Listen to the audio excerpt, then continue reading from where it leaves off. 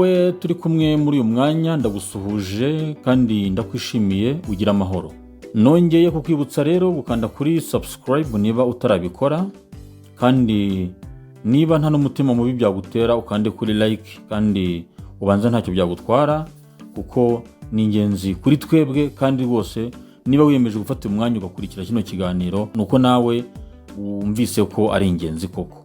Ni byiza rero yuko burya twiga buri munsi tukagira ibyo twiyungura, kandi koko n'ubusanzwe kwiga no guhozaho kugira ngo turusheho gutyaza ubumenyi ubwenge dufite, kugira ngo turusheho kugendana n'iminsi kandi tugire ubuzima bwiza bwo mu mutwe uko bukeye n'uko bwije.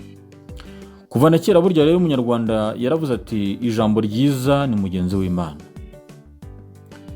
Ibi ndabivugira ko ibyo tuvuga byaba ibyiza cyangwa ibibi burya bigira ingaruka nziza cyangwa mbi kubo tubibwira. Uti gute rero? Iyo umuntu umubwiye ko ari mwiza ukamubwira ko wenda ukamubwira utuseka neza, ukamubwira uti ufite indoro nziza, ukamubwira utusa neza, ukamubwira uti wambara neza, ukamubwira uti mbese muri rusange ukamubwira amagambo meza amwereka yuko donc ushimye ukuntu ari. Ibyo bintu bifasha umuntu bigatuma yumva umunezero, noneho nawe akarushaho kwigirira icyizere. Ariko se noneho bigenda gute iyo umuntu abwirwa amagambo mabi? Umuntu bakamubwira bati wowe uri mubi, reba n'ibyo byiso byawe uri mubi, ureba nabi, reba ukuntu useka nabi. Atari ko burya useka nabi, reba ibyo byinyo byawe, reba ukuntu ugenda nabi. Ujya witegereza ukareba ukuntu ugenda nabi, reba ibyo birenge byawe ukuntu ari bibi. Imvugo iyo ari yo yose wakoresha ubwira umuntu ari mbi, byanze bikunze ntibura icyo ikora ku marangamutima ye. Noneho rero twese burya uko duteye ntabwo dufite ubushobozi bwo kwakira ibintu kimwe. Umuntu ushobora kumubwira n'amagambo n'atanu kuko wenda afite icyo abiziho, kuko urwego rwe rwo gusesengura rusa naho ruri hejuru, ari umuntu uzi kwihangana udahutwaza n'akaje kose, ntibe byagira icyo byamutwara. Ariko hari n'uwo wabwira ijambo rimwe ryonyine ngo uri mubi, iryo jambo rikazamubaho iteka ryose, ibyo akora byose akajya yibuka yuko yabwiwe ko ari mubi, bigatuma yitakariza icyizere mu buzima bwe bwose kugeza igihe azapfira. Naha rero bahera bakavuga ngo burya ngo ijambo ryiza ni mugenzi w'Imana. Twagiye twumva ubuhamya bw'abantu benshi batandukanye bagiye babwirwa amagambo mabi. Umuntu akaba yarabwiwe ati uri mubi. Umuntu yabwirwa ko ari mubi guhera mu bwana bwe, bigatuma nta mwete akura afite w'imikorere ngo akore koko nk'umuntu ufite icyo ari guharanira. Bikaba byatuma rwose anacika intege kuko ati n'undi ko bambwiye ko ndi mubi, ubundi icyo nakora kikaba cyiza cyo cyabikiye. Bigatuma mu mutwe we ahoramo ibitekerezo bibi, kuko nyine navuze ngo iyo umuntu abihiwe nawe arabiha. Ubwo rero bigatuma kuko aba yarabihiwe, bituma nta n'ikintu kiza nyine yihingamo gukora. Ugasanga nawe amagambo avuga ni amagambo atagira icyizere ku bandi ndetse no kuri we adatanga icyizere.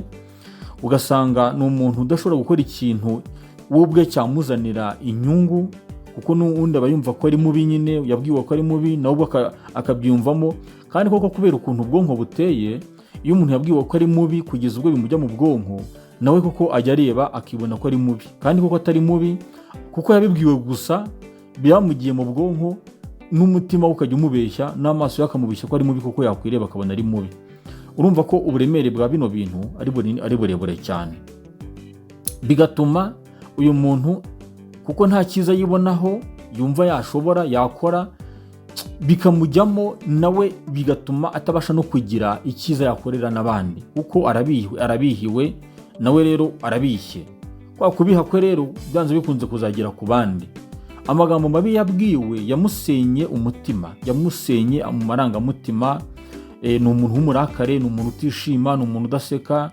Niyo habaye ikintu cyatuma aseka, we ni uguseka ashyize iryinyo ku rindi. Iyo habaye ikintu, uriya muntu ni umuntu witakariza icyizere ku buryo yumva atajya aho abandi bari, ni umuntu aba yari nk'umukobwa ndetse baramubwiye bati ni mubi, bishobora no kumutera gushaka gukora icyo ari cyo cyose cyatuma wenda ubwiza bamubwiye adafite ashobora no kubushaka, akaba yanabushakira mu nzira zitari nziza kuko akeneye kuba mwiza, kandi wenda ni mwiza ariko kuko ubwe bamubwiye ko ari mubi nawe akibwira ko ari mubi koko, akiyumvisha ko ari mubi, agakora igishoboka cyose ashakisha ubwo bwiza bamubwiye adafite, bigatuma yakora n'ibidakwiriye kugira ngo arebe ko yaba mwiza. Nyamara ibyo bidakwiriye ashobora gukora ibintu byamushyira mu kaga k'igihe kirekire. Urumva rya jambo ryitwa ko ari mugenzi w'Imana muri we riba ryarabuze. Rero inshuti zanjye, ikintu cyahungabanya ubuzima bwo mu mutwe ntabwo kiva kure, uretse ko n'icyabwubaka nacyo ntabwo kiva kure. Ibyo dukora byose, ibyo tuvuga byose, uko twitwara burya bigira ingaruka kuri umwe cyangwa kuri benshi, kandi iyo byamaze kugira ingaruka kuri buri muntu, ku muntu runaka, nawe uko azabyakira bizagira ingaruka ku bandi bazabimubonaho, bazabimwumvaho, azabibwira. Bino bintu birangira bitakiri iby'umuntu umwe, ahubwo bikaba uruhererekane ku bantu benshi.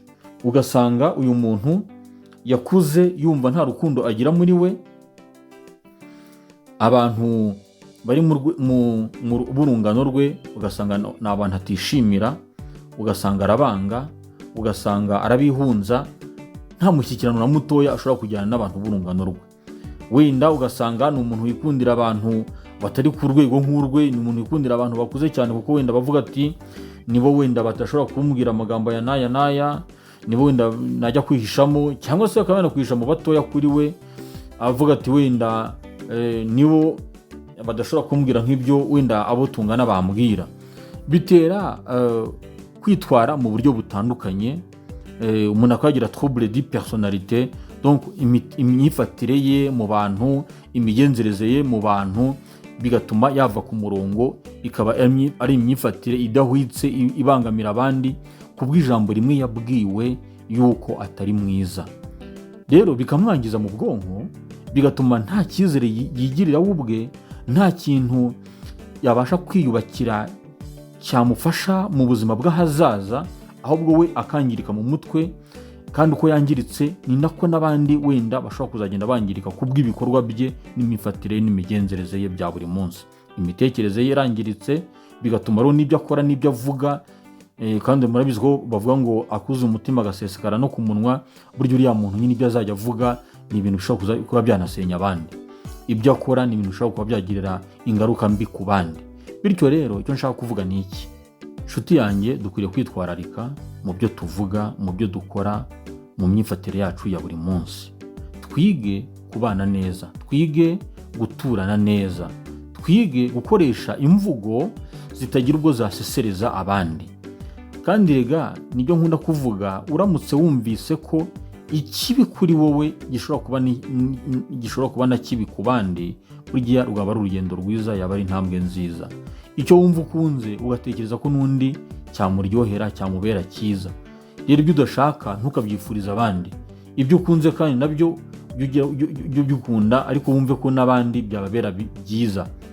Bityo bizatuma twubaka iyi si yacu, ariko tujye n'imibanire myiza, abantu baturanye bakundanye, kugira ngo turusheho kubaka nyine uruherekane rw'ibisekuruza bizabaho neza mu buzima abantu bazabaho, aho kugira ngo abantu babeho mu mwiryane, babeho badakundana, umwe acagura undi, umwe areba undi akamubonamo iki n'iki.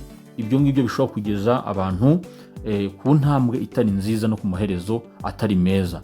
Ndabishimiye rero kandi mbashimiye ko twabanye, nishimiye ko wagerageje kuntega amatwi wo twari turi kumwe muri uyu mwanya, kandi niba nta n'ikirungura byagutera, kino kiganiro wagisangiza inshuti yawe, kuko buryo butanze umuganda, ariko nawe ubumenyi wungutse ubu mumwunguye, nawe akumva icyo nawe wungutse, bityo tugarushaho kujya mbere kandi tukubaka iyi si yacu turiho. Ndishimiye rero kandi nawe ndagushimiye, kwifuriza no kugira amahoro, ugire ubuzima bwiza.